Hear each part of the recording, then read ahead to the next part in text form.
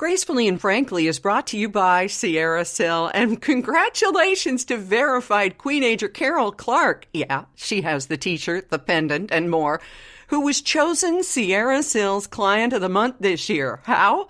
Well, she posted this review, Lisa, on their website. She said, through a good friend, that's me, I decided to give it a try. My hands were a mess in pain and swollen joints. Now in week 3, the swelling has gone down and almost pain-free. Wow. Thank you, ED, that's me, for getting me on this. Well, Carol, thank you for putting your money where my mouth is, and congratulations on your win and supply of Sierra Sil. Learn how you could be pain-free for, well, free, just like Carol. Check it out at sierrasil.com, SIERRASIL.com, and use the code GF for 10% off your purchase.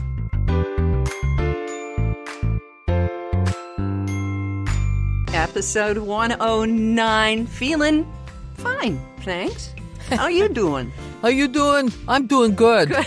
Joey doesn't share food.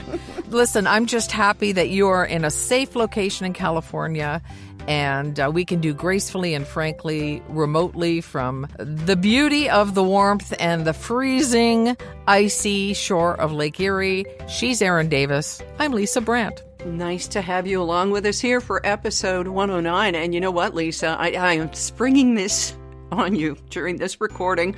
I have let the owner of this house, who lives in LA, she's just a working gal, like so many people who live in the areas affected by fires. She works, on TV productions, but I think it's in craft services, which is the food that everybody eats. And I've let her know if she needs to come back to this house, we will bug out. So I don't know yet if that's going to happen, Lisa, but I promise we'll have an adventure, and I have a little hint as to where we might go a little bit later in the podcast, okay? All right. Oh, my goodness. That's exciting. Very exciting. It is. We're going to talk about the benefits. You know we love it. Coffee. But, there's always an asterisk, and Lisa's that asterisk hole that we need to hear from. Okay. All right. I'm not putting that on a business card. I think not. Speaking of going to the U.S., we'll talk a bit about what's preventing some people from going when they usually do, and somebody who got inside your head, and we're going to do our best to get them back out. Yeah, I'm trying so hard to put up more turnstiles, so it's not so dang easy. And the attachments we make late in life. Oh, Lisa, I mean, you are such a good soul. Lisa adopts senior pets. She goes and befriends Uber seniors, and we know how that ends, but the sweetness in between, we just wish it was longer. We're going to talk about that and how it has affected Lisa the past few weeks. So just a bit of everything. Grab your own coffee or tea or whatever it is that you have to enjoy as we enjoy spending this time with you on episode 109. So, quick question before we dive into this. What are you bringing me? Are you bringing anything from Canada? I am bringing some stuff from Canada, and what I'm bringing are the Envy Scrublets. And I love that name. Put your hands together for the Scrublets. The Scrublets, ladies and gentlemen, and the new Copper Scrublets. So what these are, they're from the Envy Pillow people, from Kathy and Kim, and they have copper in them. They don't get funky after you use them and hang them up. Copper-infused bamboo. They kick bacteria to the curb and stop viruses in their tracks. So they have tested these copper-infused bamboo. They're like washcloths, and the little scrublets are makeup pads. Okay. So after 8 weeks of using, reusing, and then tossing them in a wet ball in the corner of the shower without washing them, they still didn't have bacteria.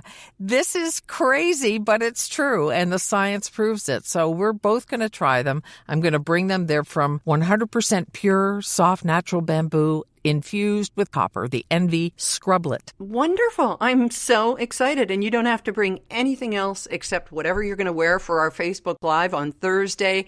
January 30th, the usual time, 7 p.m. Eastern, and it's going to be big fun. And you're going to bring those scrublets, and we'll see them actually on the Facebook Live. But if you want to find out more about them, because they sound amazing, I saw the little Petri dishes and how different makeup pads look after you've used them once. Yeah. Right. Go to Envy Pillow, ENVY pillow.com.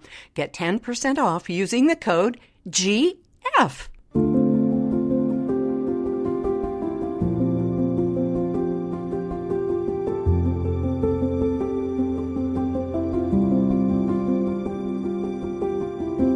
Derek has this map from this weather guy he follows that shows the risk areas in California for the fires, the incredible fires. And actually, Palm Springs isn't that far out of the risk area. I mean, luckily the winds are blowing the other way, but do you feel safe? Do you smell smoke? Do you notice anything there? First off, how far are we? Because this is not a map I want to look at, so you tell me. You're outside the danger zone and the wind is going the other way. Yeah. You're going to be okay. But, just being 2 hours from Los Angeles, that's not that far. So it's a question. No, and as we know, the Santa Anas are fierce, like hurricane winds, as Lawrence O'Donnell explained it last week. It's a hurricane of fire.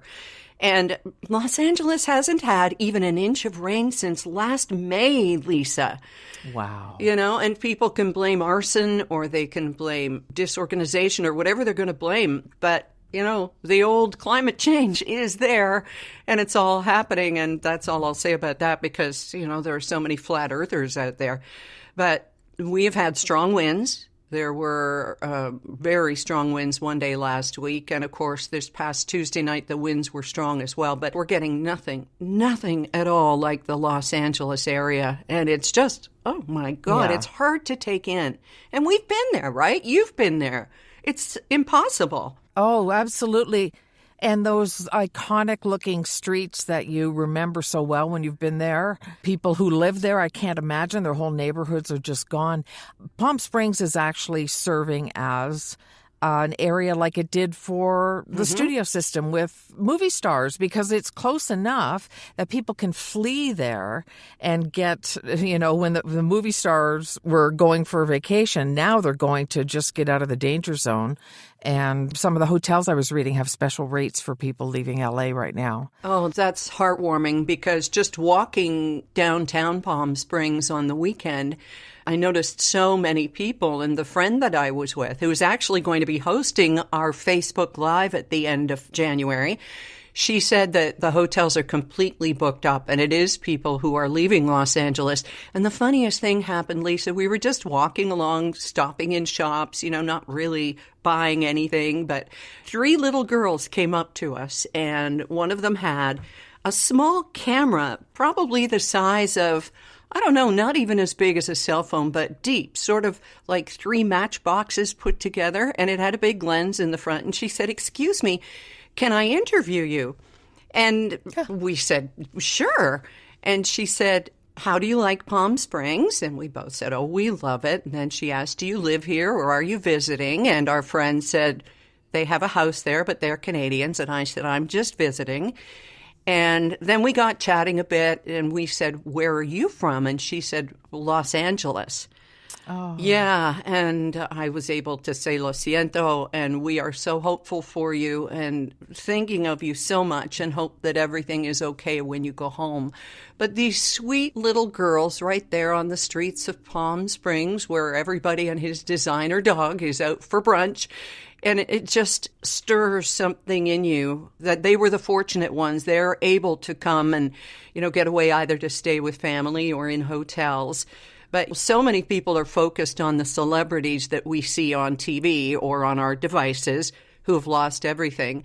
But it's not just the uber rich. It's not just the celebrities. It's everybody who works on a movie set. It's everyone who does the gardening, everyone who runs the grocery stores. It's everyone, and we need to get that in our hearts. Well, we also have to have a bit of a heart for the celebrities who have lost everything, too. I've seen an awful lot of, oh, well, they've got the money, they can rebuild, as if that's the only thing that matters. And if all of your stuff, everything you own, everything you love, hopefully not the people you love, but everything is suddenly gone, it's not like you look at your bank account and go, well, I'm going to be fine. Like, it hurts. It's painful. We do need to look beyond the celebrities, but those are the ones most people gravitate to when it comes to interviewing and stuff. And any human being that goes through that, it's just a devastating experience to lose stuff to a fire. And the whole house, it's just, ugh. Yes, and you've been through that yourself. I didn't lose the house, but I lost everything in it to a fire.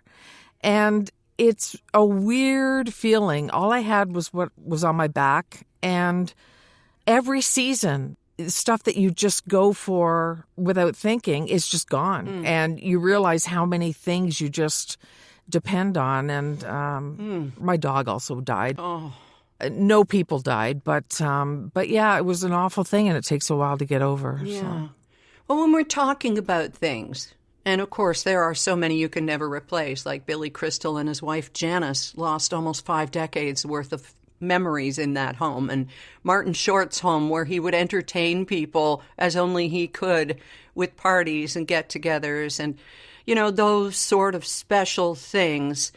But yeah, you mentioned the small things, and the singer Leanne Rimes, she lives in Los Angeles. And she posted a thought that really resonated with you and with me. And it was something to the effect of, from now on, I'm not buying anything I wouldn't grab if I had to evacuate my home. Yeah, that's a good thought. Harder to do. Don't you want a nice couch? Yeah. But yeah, I get what she's saying, that other stuff just doesn't really matter. Yeah, that's a tough one because ultimately it is just stuff. And you can replace stuff. And I don't want to say you misspoke because you didn't. But even when you say people lose memories, they don't lose the memories. That's true.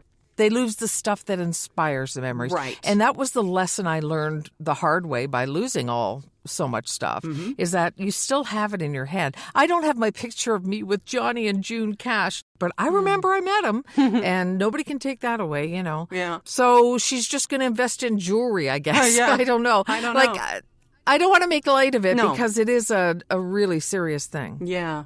Well, you should get in touch with the Cash estate because somewhere they are very proud that they met Lisa Branch. So don't you forget that.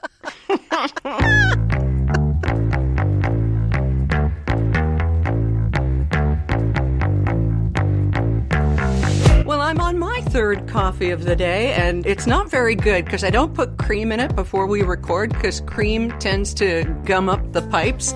And more than that, I need not say. How many coffees have you had? I stop at 2, but I have to. Actually, my doctor told me to stop at 1, and I doubled it. And so I have only 2 a day. That's it. Well, if it's like alcohol, when they ask how much you drink and you tell them, they double it in their head anyway. So you might as well go for the sin if he's not going to believe you anyway. Okay, so you came across a coffee story, and I love this at any time of day. And if you're listening at night when this first drops, a lot of folks listen, you know, right at midnight or thereabouts. Think about this as you go to sleep dreaming of your coffee in the morning. I'm just going to have a sip from my big old polka dot mug and listen in, Lisa. Go ahead. This is a study that looked at almost 41... I'm sorry. Oh, you're such a delicate flower. My finger was up. A study out of Tulane University in New Orleans looked at 41,000 adults, tracked their coffee intake, and found that coffee in the morning reduces your risk of death, and not only your risk of dying, but your risk of dying from cardiovascular disease. Yay. Now, before you go and dunk your head into a pot of coffee, it's only in the morning, it's only moderate drinking, and it's the way most people drink coffee. So that's good. But some people, they found about a third of the people they studied were all-day coffee drinkers, and they found that took the benefit away. Oh. because you're messing with your circadian rhythms with the caffeine. And I mean, everybody's different, right? Maybe you can have a coffee at 10 o'clock at night and it doesn't bother you. If I do, I'm up all night. It's different for different people, right? Right. So the ones who drink all day aren't getting the benefit, just the ones who are drinking coffee in the morning. Because they said that all-day coffee drinkers suffer from sleep disturbances sometimes, and that sort of negates the benefit of drinking the coffee. So a coffee or two in the morning can have health benefits, preventing death, keeping you alive, and helping to prevent heart disease. Okay, and I would extrapolate from that or infer that having that coffee, having that caffeine jolt in the morning makes you more awake and less likely to trip and fall, for example. Huh, okay. I'm just saying. I'm going to say yes. Okay. Now, I drink mine, as you know, about 1/3 caffeine. Yes. It's not quite a science down here because I have a Mr. Coffee maker. Yeah, I'm from Little House in the Prairie now. I'm not doing my whole coffee system. So, yeah, prepare to rough it, sister. Oh, boy. So if I have a pot, I make it last all day. And if there's leftover, I put it in the fridge. And then I've got an iced coffee for when I want it later. It's all making up for not drinking alcohol, right? It's like, please don't take my coffee away. Right, I hear you. And it's also not full strength, so Right. it's probably not going to have the effect on you. But where do you keep the butter churn? Because I have a feeling that's going to be my job when I get out there. It's, oh no, that's probably not good. It's right next to the outhouse. Oh, no. I can't believe it's not butter. Gross.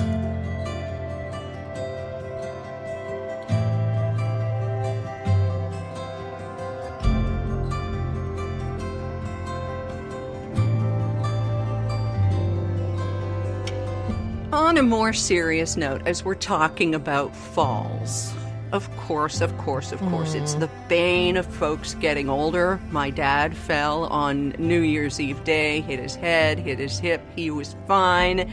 But every time you hear about someone who's older falling, you just kind of... Yeah. There's that intake. And you actually lost someone to whom you'd had a beautiful but brief connection, and it was brought on by a fall already. Oh. Yeah, and my friends Dan and Amanda, Dan just lost his mom because of a fall, and it's so common. So one of the women that I met and got to spend quite a bit of time with at the long-term care home where I'm volunteering, I had just spent time with her, about 40 minutes, talking in her room, and she was 98 years old. She reminded me of your Mira in some ways, in her poise, in her refusal to believe she was anything special. We know Mira was incredibly special. And this woman said, I just don't feel 100, and told me about her family. As it turns out, I'm acquainted with one of her sons and his wife. And anyway, that was a Thursday. She fell on the Sunday and died the following Tuesday. How does it happen? In between visits, it went so fast. She's supposed to call for help. They all have these little buttons. Right. Someone might suggest that, well, maybe somebody didn't come and help her, but no, she didn't call for help just because she was very independent. When I went to leave her room after visiting with her, she said she needed to use the restroom. And I said, how can I help? And she said, just hold on to my walker as I steady myself and get up. So that's what I did. She got up and I said, you're good. She said, I'm fine. I'm on my own now. Everything's good. And so she was supposed to call somebody to help her get up. And her daughter-in-law told me that she was just so independent. Yep. She didn't want to. So she fell, and she wasn't found immediately, but when they found her, she never regained consciousness. They took her for an MRI and other things, and anywhere she hit was just black, turned black. Oh, dear. She had no way of fighting any kind of harm, any kind of trauma anymore. And she never came to again and passed away. So I was quite sad because she was the first one I've lost. I mean, when you're volunteering at a long-term care home, you're not making long-term friendships. Yeah.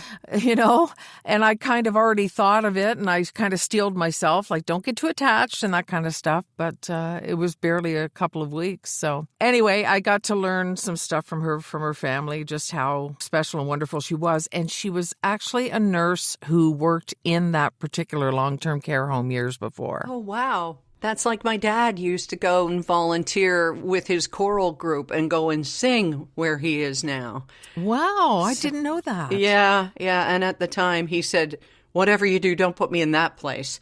But It was just because everybody was so far along in their decrepitude, I guess. And he doesn't care. Right. You make those pronouncements. My dad made a couple about having Parkinson's. And then by the time he would have gotten to the point that he had earlier said he didn't want to get to, he wasn't aware. Right. And there was nothing you could really do. Yeah. And I think the pronouncement is more like, don't let me get there, not so much physically in that home, but in that state. Yeah. And I think that might be it as well. It's why my sister and I and all of our family have signed this online petition for MAID, where you can kind of plan ahead. Yeah. And I love that idea. I do too. And when you're of sound mind, and nobody can take that away from you if you want to make that decision about yourself. If in the future you get to a certain point, you should be able to do that. Yeah, as long as you've got people around you that you trust. Like, will you be my backup? You know I was never of sound mind, but it's always going to be relative, Lisa. So I need you to kind of vouch for me that I'm ready to go or I'm not, okay? Well, okay, but I think I've mentioned this before, that Derek and I both have two backups. We both have two people who have to sign off, just in case one of them's mad at us or peeked at our RSPs or something, whatever. Yeah. And that way there's two people who have to agree. So I think that's safe.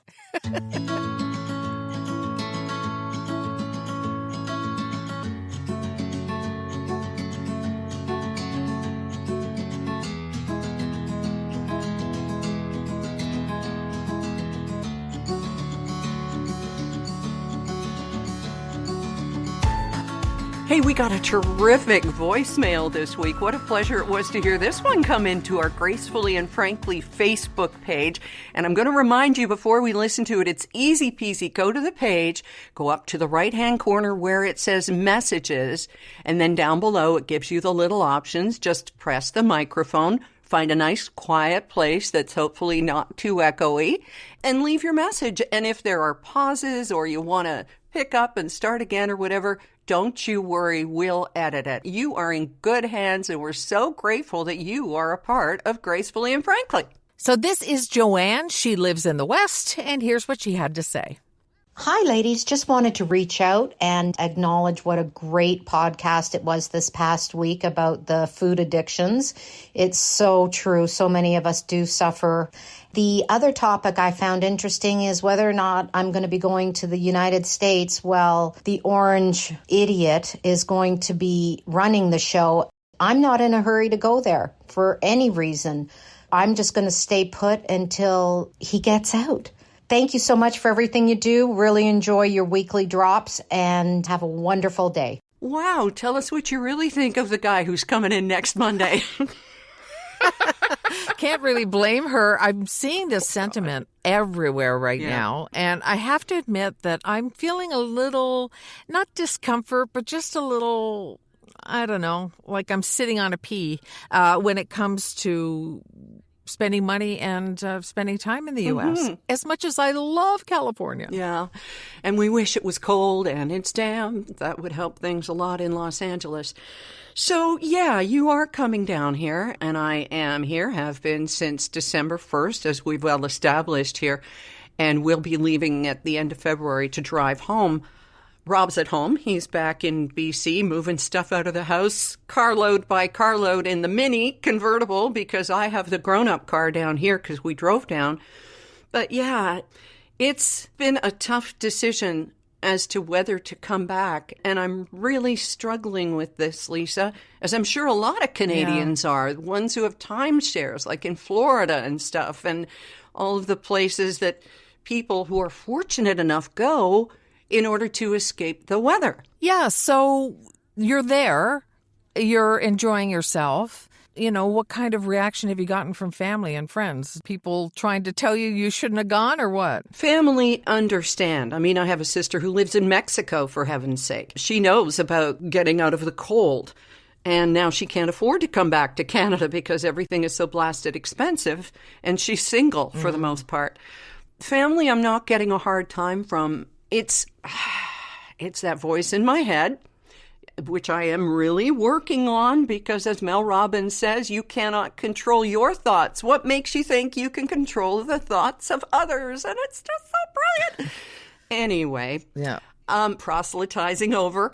But I got one really nasty post on Facebook on Christmas night, and I was so blissed out because we'd made the decision to say yes and to go out and have fun, and something in me truly shifted that day. It was a Christmas miracle. Okay. Then she was like, shame on you for going to the U.S. I went to Tahiti instead. And first off, I'm like, girl, anyhow. And then shame on you for supporting him and all of this. And first off, Brene Brown has taught us that no one says shame to you, especially not yourself. But shame is such a horrific word. It is. My first thought was, how dare you? But instead, I wrote a measured response that, I'm sorry your Christmas was so awful that you felt you had to write this to me tonight.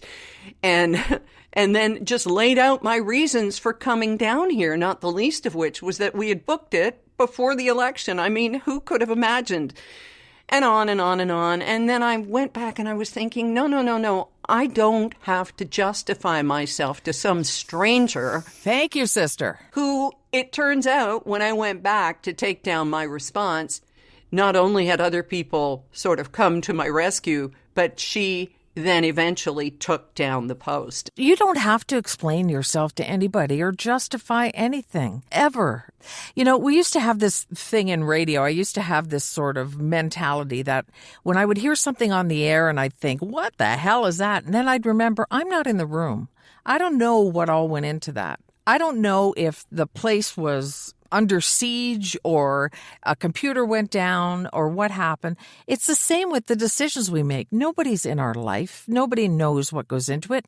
I'm quite all right with people misunderstanding me and just letting them go. You don't have to justify it to anybody. I was talking with our daughter-in-law the other night. We had a nice long conversation, and I said, I'm really struggling with whether to come back next year. And she said, why? And I just said, well, because the public sentiment is so much against the idiot who's calling us the 51st state and all that. And she said, well, don't tell people you're down there. And I said, well, Lisa and I make this obvious every week when we talk. It's content for the show. And she said, not everything in life is content for the show. And while she's right, that wasn't my life. My life has always been about content for the show. And I guess that makes me shallow or open. No. Before we were called content creators, that's what we did. We brought our lives to the show. That's how people connected with us. That's how we became good at what we did. I understand what she's saying, but I don't think you could do it. I don't think I could do it. For weeks and weeks, you just got to live your life and do what you want to do. If you want to go down there again next year, we'll have had a whole year of the orange menace, and maybe there'll be other things that go into the decision. Yes. Maybe another day there are other places to look at in the world. There's a great country of ours to go see. California. Oh, I love California. So do I. It's a wonderful, wonderful, magical almost place. And if you want to go, that's nobody's business but yours. Okay, I will try and remember that. Speaking of business, the dollar is a huge, huge part of this decision that people are having to make about whether to cross the border. I mean, let's get down to brass tacks here, because our loonie is so anemic right now at about 69 cents. And there have been noticeable changes in the number of people who are not booking flights and trips. As of a story that I saw in December, what they're seeing is that domestic flight capacity is jumping, whereas international and particularly flights to the States, not quite so much. Thoughts about steering clear of the U.S. may loom larger after the loonie slipped to its lowest exchange rate in years. And that, of course, was because of the ridiculous 25% tariff on imports from Canada. So people are asking, do I still want to go to the United States? Right. Yeah. And it's just a threat. Imagine when it really comes in. Exactly. And what's California going to do without Canadian timber when it comes to rebuilding? Yeah. We shall see. But yeah, so there are definite differences in the way that Canadians are traveling. Would I love to see everybody explore our country? Yes. But when flying from Vancouver to Montreal, economy is like $2,000 or so, I saw on a thread post yesterday. How? How do you do it? Yeah. I was looking for a flight from Nevada to Toronto in case we have to get out of this house and, go east to Las Vegas, Lisa, you and me. Oh, how terrible. And it was $80 on Air Canada to get from Nevada to Toronto. Yeah. So, yeah, it's crazy. We can get to Mexico for something like $49 out of Detroit. Oh. But can't get across the country for less than $1,000 or something. So, yeah. Doesn't make any sense at all.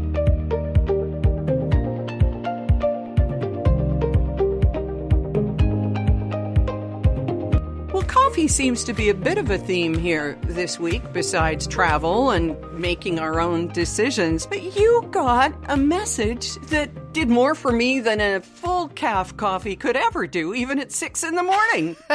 Well, we have earrings now in the GNF boutique, and a bunch of them went in a flurry over the weekend.